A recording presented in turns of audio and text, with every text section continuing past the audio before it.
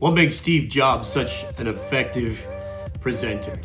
Listen, lots of people have talked about how he presents, the stories that he tells, how he frames everything and wraps up all of his announcements about these products. But I want to go back to the iPhone introduction. We're going to reinvent way the back phone. in 2007. Pull that video up on YouTube and watch how he does it. I want to talk about 3 simple public speaking mechanics that makes Steve Jobs a fantastic speaker.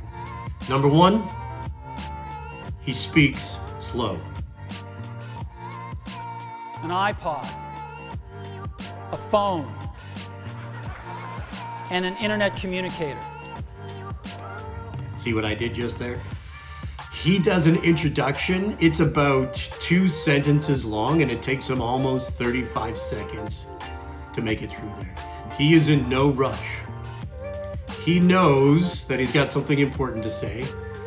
And he says, I've waited 2 years to be on this stage. And everybody cheers. How does people cheer for a line like that? Except they know that something important is coming. He's got all that backing up, but he's in no rush to get there. He speaks deliberately.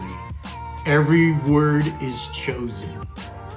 There are no mistakes. And yes, of course, he practiced and practiced and practiced. He'd be renting the room like a week before, being on that stage and doing it 100 times. So he knew his material well. But when it came time to perform, he spoke so slowly, but everybody was able to follow along. And here's the key point. When you are a speaker, there's a lag time between the speaker and the audience. The speaker will say something, and the audience will be like, oh, right, yeah, that's good news, woo! But it's like a 2-second lag. Too many times we go too fast and we don't give the audience time to catch up. Steve Jobs always gave the audience time to catch up because it was all about the audience. They needed this product and he was in no rush to tell them about it. Super, super effective.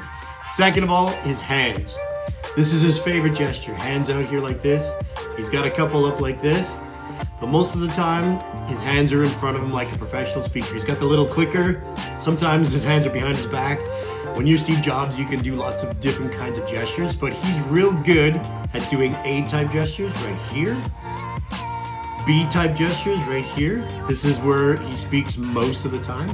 And every once in a while, he's got a C-type gesture where he really reaches out and draws you back in. But if you look at a bunch of pictures, most of the time he's holding that clicker in front of him like this. Watch a weatherman, they do the same thing. It's called the presidential stance. He was doing that while he was walking around. Now, we don't just get on stage and march around for the heck of it. We go with purpose. He walks away so people can see him over there, and as he comes back, the screen changes and he goes from there. Lastly, he just had a great way to wrap it all up. He knew where he was going. He knew how to get there. Didn't deviate from the script. Maybe he did, but I doubt it. It's too important to do this on the fly. Scripted, maybe memorized, maybe not, but definitely well rehearsed. And so you could do worse than saying every single speech once out loud. Do it at least once out loud. And you'll be speaking closer to Steve Jobs in the future.